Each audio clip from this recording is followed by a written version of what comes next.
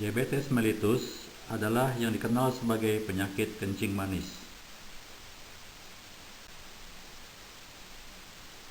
Tubuh kita membutuhkan energi untuk kelangsungan hidup dan melaksanakan aktivitas sehari-hari. Kita dapat berbicara, berjalan, konsentrasi, melihat, mendengar, detak jantung bekerja dengan baik, usus mencerna makanan dengan baik, itu semua butuh energi. Selain itu, setiap sel-sel tubuh kita dilakukan pembaharuan untuk menggantikan sel-sel tubuh yang telah usang. Itu pun membutuhkan energi. Dan energi didapat dari makanan yang kita makan sehari-hari. Makanan yang kita makan sehari-hari, maka oleh tubuh akan diubah atau dicerna atau dimetabolisme menjadi 5 macam golongan zat. Yang pertama adalah glukosa.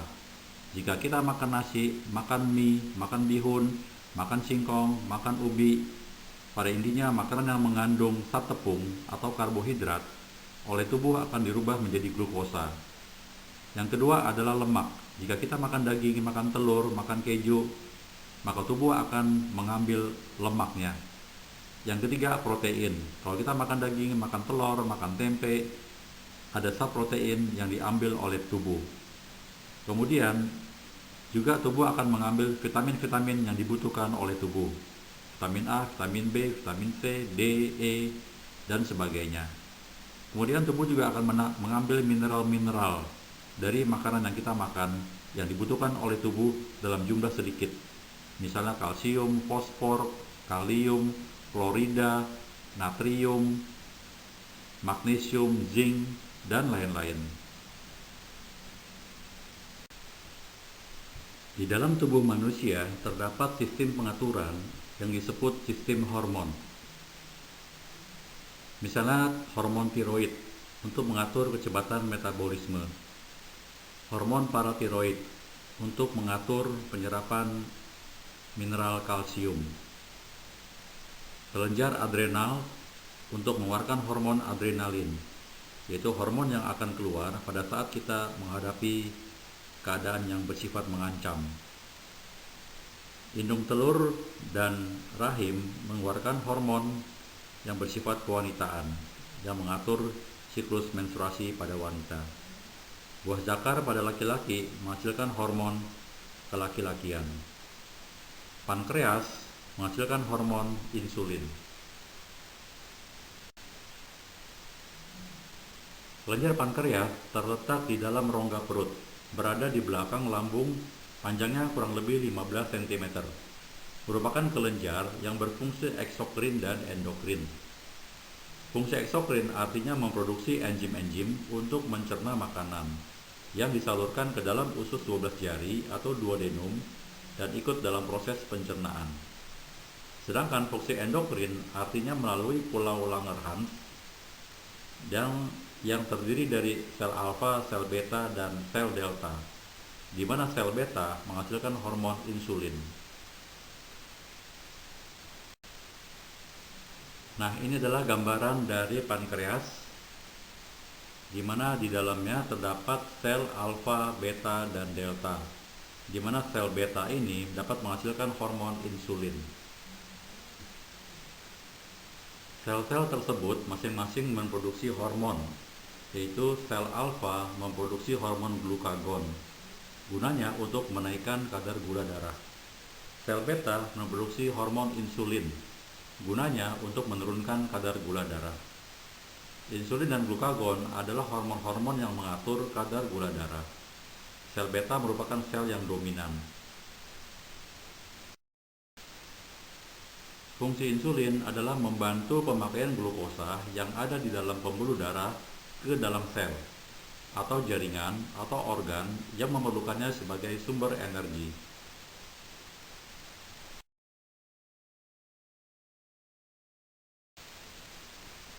Kalau kita mengumpamakan glukosa sebagai orang dan insulin sebagai anak kunci dan sel adalah sebagai sebuah rumah, maka kalau ada 3 orang dibutuhkan 3 kunci supaya ketiga orang dapat masuk ke dalam rumah. Apabila ada 3 orang, tapi hanya ada 2 kunci, maka yang masuk ke dalam rumah adalah hanya 2 orang. 1 orang akan tertinggal di luar. Artinya, jumlah insulin harus sesuai dengan jumlah glukosa, supaya glukosa dapat masuk ke dalam sel, dan sel dapat menggunakan glukosa untuk kelangsungan hidupnya dan untuk mengganti sel-sel yang sudah rusak. Tapi kalau insulin kurang, maka ada glukosa yang tertinggal dalam pembuluh darah. Lama-lama, glukosa akan semakin banyak tertinggal dalam pembuluh darah dan kadar gula dalam darah akan meningkat. Itulah yang disebut dengan diabetes mellitus tipe 2. Bagaimana dengan tipe 1? Tipe 1 terjadi kerusakan pada reseptor sel. Kalau pada rumah, dapat kita umpamakan bahwa lubang kuncinya macet. Jadi meskipun ada anak kunci, tapi lubang kuncinya karena lama tidak dipakai menjadi karatan dan tidak bisa dipakai oleh anak kunci untuk pintu terbuka. Sehingga orang tidak dapat masuk ke dalam rumah dan akan tertinggal dalam pembuluh darah. Jadi, yang membuat orang tidak bisa masuk ke dalam rumah ada 2 hal. Yang pertama adalah jumlah anak kuncinya, atau insulinnya kurang, atau tidak sesuai dengan jumlah orang. Inilah yang disebut dengan diabetes tipe 1. Yang kedua adalah lubang kuncinya, atau reseptornya rusak, sehingga tidak bisa menerima anak kuncinya. Inilah yang disebut dengan diabetes tipe 2. Diabetes mellitus karena peningkatan kadar glukosa di dalam pembuluh darah karena kekurangan insulin atau diabetes tipe 1 atau kerusakan reseptor diabetes tipe 2 di sel. Diabetes mellitus dikenal dengan penyakit gula atau kencing manis, merupakan salah satu penyakit degeneratif. Berdasarkan hal yang tadi, maka dapat dilakukan klasifikasi diabetes mellitus. Yang pertama adalah diabetes mellitus tipe 1 atau disebut juga insulin dependent diabetes mellitus. Artinya diabetes mellitus yang bergantung pada insulin. Hal ini terjadi karena kerusakan sel beta pankreas karena autoimun, sehingga tidak dapat atau kurang dapat produksi insulin. Biasanya pada usia muda, di mana ini adalah kelainan cacat lahir. Jadi dia lahir dengan sel beta pankreas yang mengalami gangguan, yaitu tidak dapat memproduksi insulin atau kurang produksi insulinnya. Yang tipe 2 adalah diabetes tipe 2 yang disebut dengan non-insulin dependent diabetes mellitus. Artinya diabetes mellitus yang tidak tergantung pada insulin. Hal ini terjadi karena resistensi sel tubuh terhadap insulin, atau yang disebut dengan kerusakan reseptor tadi. Ini banyak terjadi pada usia lanjut. Kelompok yang ketiga adalah kelompok gestasional diabetes mellitus. Gestasional artinya kehamilan. Jadi diabetes mellitus yang terjadi saat kehamilan. Nanti setelah dia melahirkan, diabetes mellitusnya akan sembuh dengan sendirinya.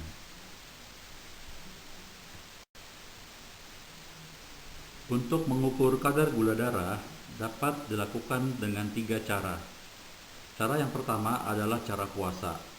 Puasa artinya dilakukan 10 jam sebelum pemeriksaan. Jadi selama 10 jam sebelum pemeriksaan, pasien tidak boleh makan apapun, kecuali hanya boleh minum air putih. Kemudian dilakukan pengukuran kadar gula darah.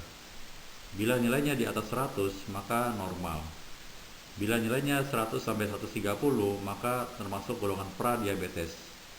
Jika di atas 130, maka positif diabetes.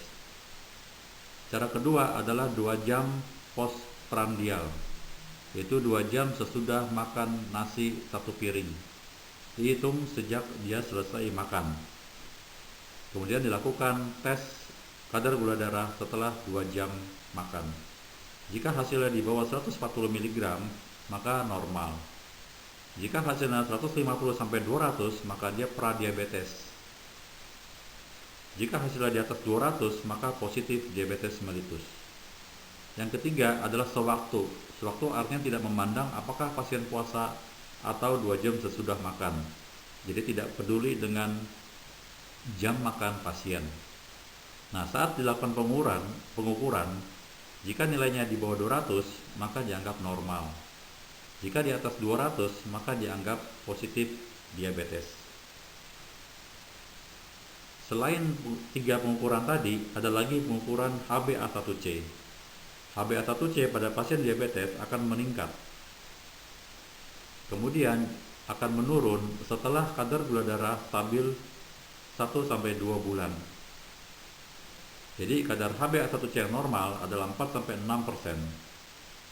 Jika ada kenaikan 6-7%, maka termasuk golongan pradiabetes. Jika di atas 7%, maka dia positif diabetes. Ini adalah gambaran faktor penyebab diabetes pada diabetes mellitus tipe 2, yaitu keturunan, gaya hidup, pola makan, dan stres.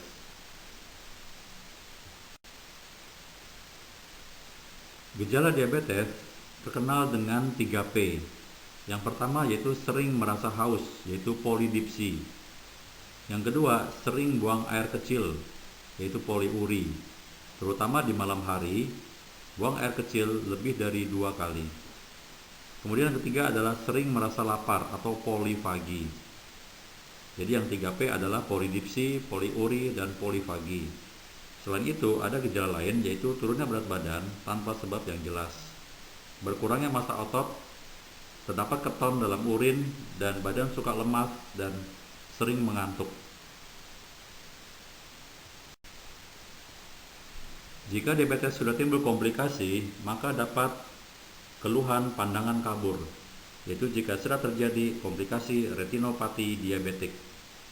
Atau jika lukanya sulit sembuh, bahkan cenderung melebar dan cenderung membusuk. Sering mengalami infeksi, misalnya pada gusi, kulit, vagina, atau saluran kemih. Juga sering menderita gatal-gatal karena jamur pada kulit.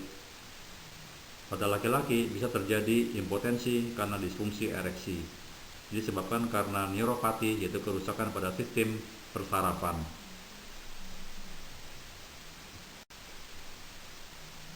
Komplikasi diabetes dapat hampir ke semua organ tubuh. Pada pembuluh darah dapat terjadi hipertensi, pada otak dapat terjadi stroke, pada jantung dapat terjadi jantung koroner, pada ginjal dapat terjadi gagal ginjal sehingga harus cuci darah.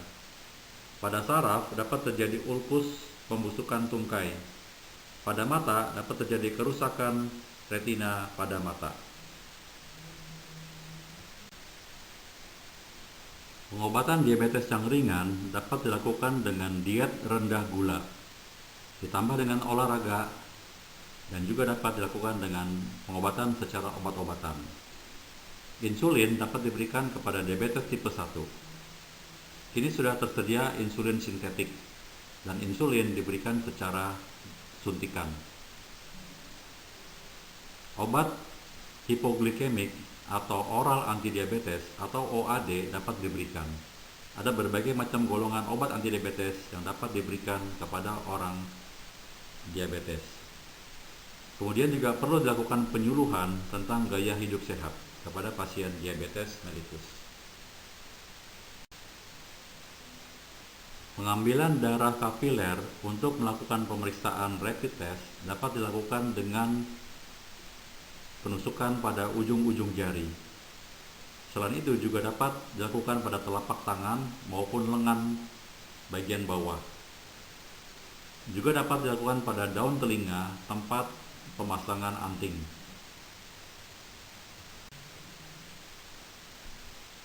Untuk produk Bionim, kita punya 2 tipe pemeriksaan rapid gula darah. Yang pertama adalah GI 100, yang kedua adalah GI 200. Ini adalah perbedaan keunggulan dari produk GI dibanding dengan produk-produk kompetitor.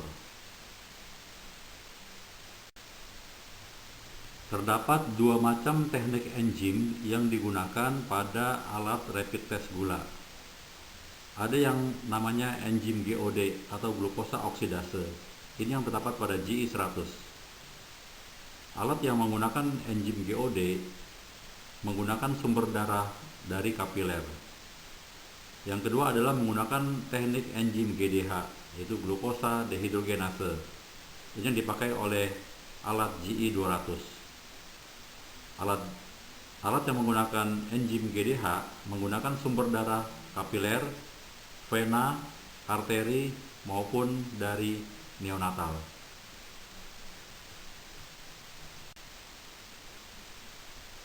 Kita sudah pelajari bahwa pembuluh darah ada 3 macam: pembuluh darah arteri, pembuluh darah kapiler, dan pembuluh darah vena, seperti yang terlihat pada gambar di PowerPoint.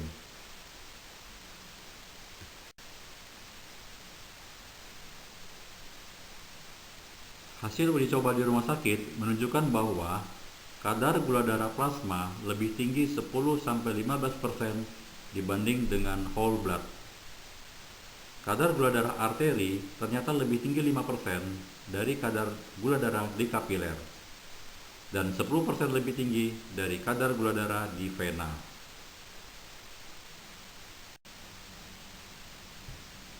Tabel ini menunjukkan perbedaan spesifikasi antara GI 100 dan GI 200, yaitu yang diberi dengan warna biru perbedaannya, sedangkan yang berwarna putih adalah persamaannya. Tabel ini menunjukkan konversi antara satuan miligram per desiliter ke milimol per liter.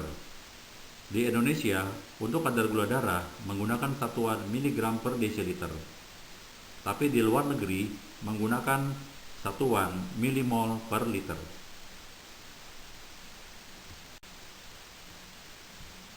Selanjutnya kita akan membahas tentang keton.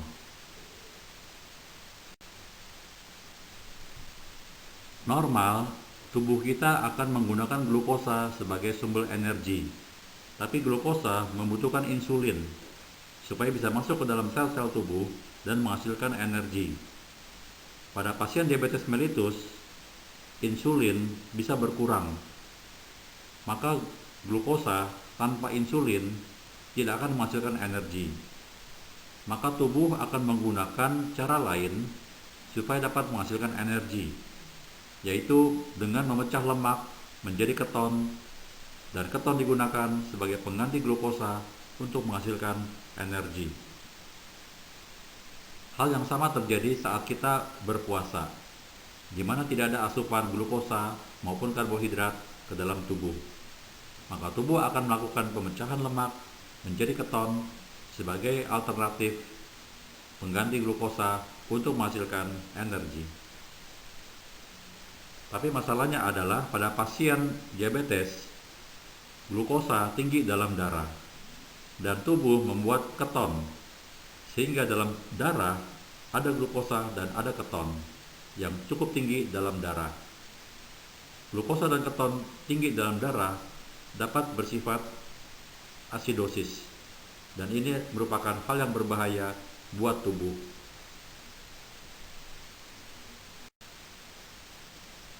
Ini adalah bagan perbandingan antara jika tubuh menggunakan glukosa sebagai sumber energi dengan jika tubuh menggunakan lemak atau trigliserida sebagai sumber energi, di mana pada tubuh menggunakan trigliserida sebagai sumber energi akan dihasilkan zat yang berwarna merah dan kita sebut keton.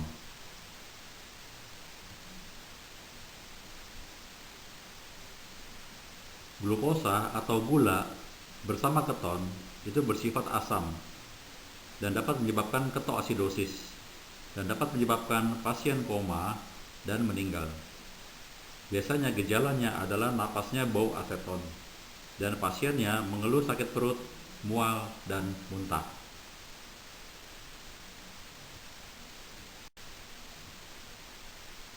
Bagi yang belum paham tentang keseimbangan asam basa, berikut akan dibahas sedikit tentang pengertian asam dan basa.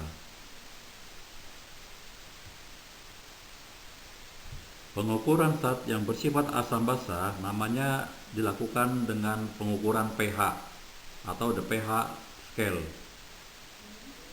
dan angkanya adalah dari 0 sampai 14. Dan tengah-tengahnya adalah angka 7, di mana 7 bersifat netral. Dari 7 ke angka 0 itu bersifat asam atau acidic. Dari 7 sampai ke 14 itu bersifat basa atau bersifat alkalin. Semakin kecil angkanya semakin asam. Contoh pH dengan nilai angka 0 itu sangat asam. Contohnya adalah air aki. Dan itu sangat mengiritasi. Semakin asam semakin mengiritasi, semakin merusak. Contoh buah tomat itu pH-nya 4. Kopi pH-nya 5. Susu pH-nya 6. Air yang kita minum itu pH-nya 7, netral, tidak asam, tidak basa. 8 itu sudah mulai basa. 9 baking soda pH-nya 9. Sabun pH-nya 12. Sabun pencuci kamar mandi itu pH-nya 14, itu paling basah. Paling basah itu artinya sangat mengiritasi. Jadi tubuh kita tidak bisa menerima zat yang bersifat asam maupun bersifat basah, karena dua-duanya bersifat racun. Tubuh kita hanya bisa menerima zat yang bersifat netral, yaitu pH-nya 7, seperti air dan darah kita.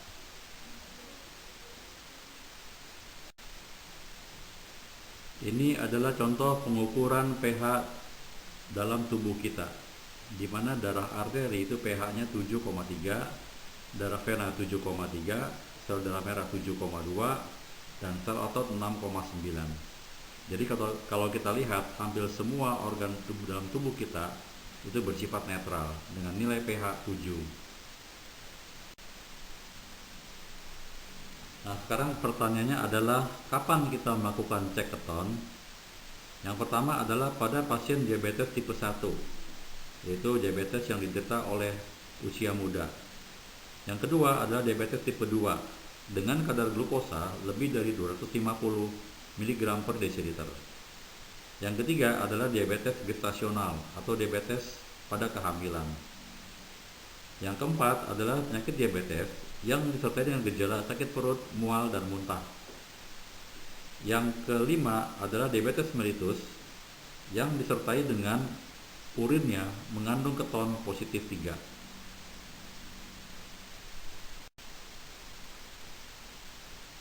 Nilai keton dalam darah normal adalah 0 sampai 6 mg per desiliter.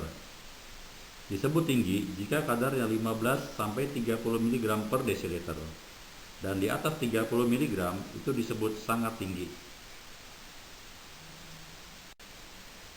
Sekarang kita membahas topik hematologi.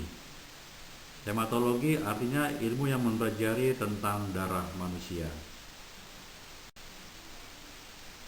Ini adalah gambaran dari komponen-komponen yang ada di dalam darah. Kalau kita mengambil darah dan kita taruh tabung reaksi dan kita diamkan, maka akan ada terbentuk endapan kira-kira 45%. Kemudian yang di atas 55% itu berada cairan bening kekuningan. Yang 55% itu terdiri dari 90% air, 10% protein, elektrolit, dan sisa-sisa metabolik dari tubuh, dan juga mengandung hormon.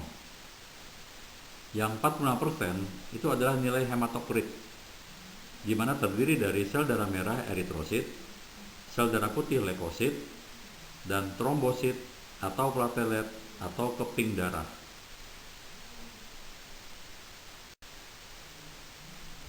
Di dalam sebuah sel darah merah terdapat protein yang disebut hemoglobin.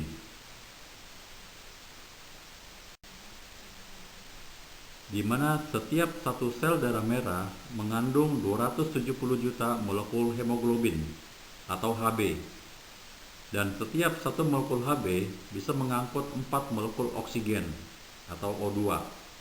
Jadi fungsi Hb dalam darah adalah mengikat oksigen dan mendistribusikannya ke seluruh tubuh, ke setiap sel untuk digunakan sebagai sumber energi untuk kelangsungan hidup sel itu tersebut. Ini adalah gambaran dari nilai normal hematokrit, nilai normal eritrosit, dan nilai normal hemoglobin dari berbagai umur.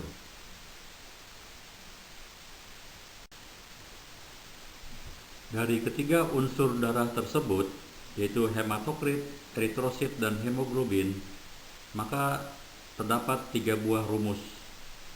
Rumus yang pertama adalah MCV, yaitu mean corpuscular volume, di mana rumusnya adalah hematokrit dibagi eritrosit dikali 10. Rumus kedua adalah MCH, mean corpuscular hemoglobin, di mana nilai hemoglobin dibagi eritrosit dikali 10. Yang ketiga adalah MCHC, yaitu mean corpuscular hemoglobin concentration, yaitu di mana nilai hemoglobin dibagi nilai hematokrit dikali 100. Karena kita hanya punya alat pengukur hemoglobin dan hematokrit, kita tidak punya alat pengukur eritrosit, maka yang kita fokuskan adalah MCHC, yaitu rumus hemoglobin dibagi hematokrit dikali 100.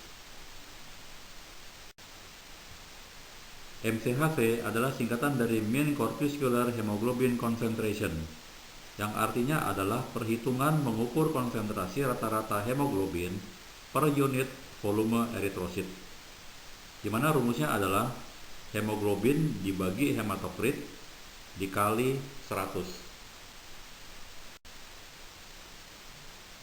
Mengapa kita perlu menghitung rumus MCHC? Jawabannya adalah untuk mengetahui jenis-jenis anemia. Pada MCHC yang rendah, maka anemianya adalah jenis anemia mikrositik. Sedangkan pada MCHC yang normal, maka anemianya adalah anemia normositik atau anemia makrositik. Jika anemia mikrositik, maka kemungkinan penyebabnya adalah defisiensi zat besi atau kekurangan zat besi. Yang kedua bisa talasemia. Yang ketiga bisa karena infeksi kronis, misalnya TBC. Yang keempat bisa karena keracunan logam berat atau timbal. Untuk anemia golongan makrositik, maka penyebabnya bisa karena defisiensi asam folat, defisiensi vitamin B12, atau ada anemia aplastik, atau preleukemia, atau penyakit hepar atau hati.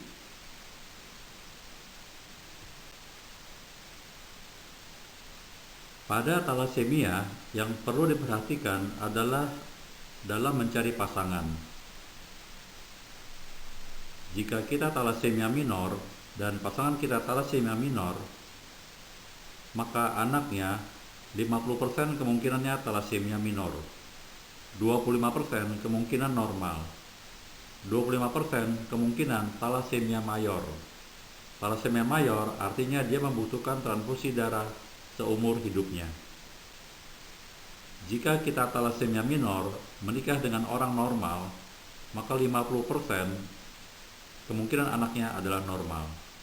Sedangkan 50% kemungkinan anaknya adalah talasemia minor atau pembawa sifat. Jika seorang talasemia mayor menikah dengan orang normal, maka 100% anaknya adalah talasemia minor, yaitu pembawa sifat talasemia.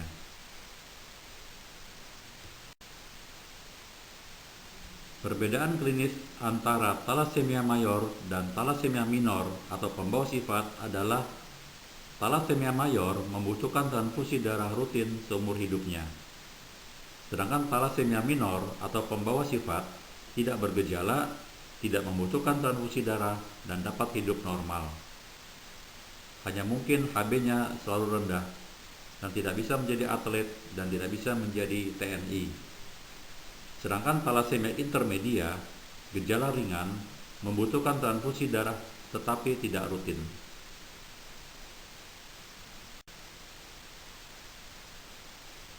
Sekarang kita membahas tentang asam urat atau uric acid.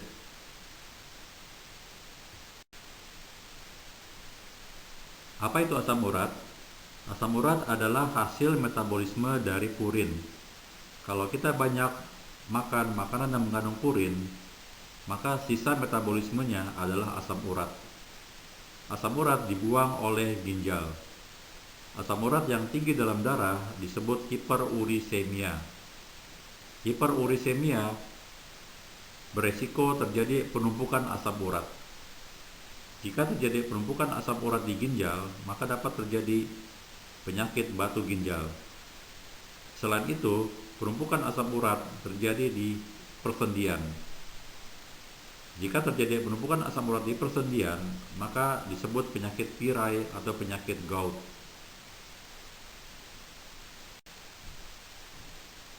Purin itu banyak pada makanan jeroan, seafood, daging, makanan kaleng, kacang-kacangan, sayuran hijau, dan jamur.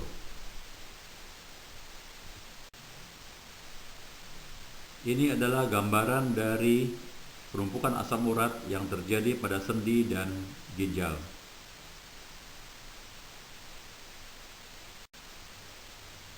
Ini adalah gambaran dari stadium penyakit gout.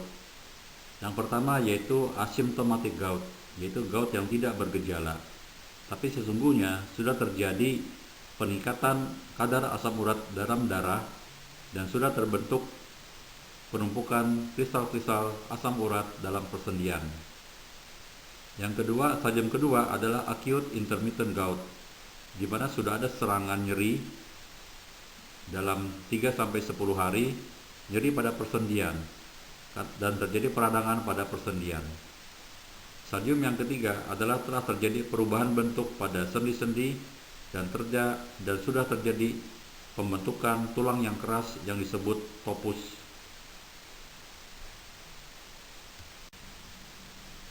Nah, ini adalah gambaran dari penumpukan asam urat pada persendian yang telah merubah bentuk dari persendian, sehingga disebut topus.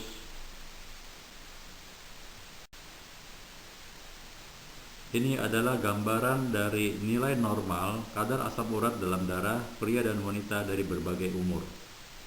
Untuk pemeriksaan asam urat, disarankan untuk puasa minimal 10 jam sebelum pemeriksaan.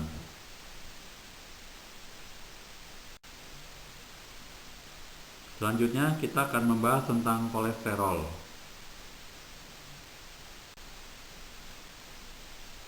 Selain kolesterol, juga terdapat zat lemak yang disebut trigliserida yang mempengaruhi kesehatan tubuh kita.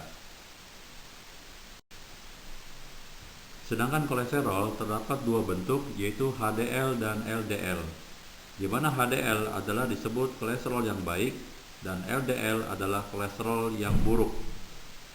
Kolesterol yang baik tidak menyebabkan penyakit. Kolesterol yang buruk terjadi penumpukan pada dinding pembuluh darah dan mengakibatkan penyempitan pembuluh darah, bahkan penyumbatan pembuluh darah. Ini adalah bagan yang menunjukkan nilai normal dari total kolesterol, HDL, dan LDL. Untuk gejala hiperkolesterolemia, tidak ada gejala yang khas. Yang sering terjadi adalah kaku pada tengkuk atau leher, sakit kepala, dan hilangnya keseimbangan. Ini adalah akibat dari kadar kolesterol yang tinggi yang kemungkinan dapat terjadi. Yang pertama adalah stroke, kemudian gangguan penglihatan, kemudian penyempitan pembuluh darah pada jantung, serangan jantung, penyakit jantung koroner, dan pada ginjal bisa terjadi gagal ginjal. Demikian pembahasan tentang diagnostik. Selanjutnya, jika ada pertanyaan yang ingin tanyakan, silakan menghubungi nomor yang tercantum dalam PowerPoint. Terima kasih.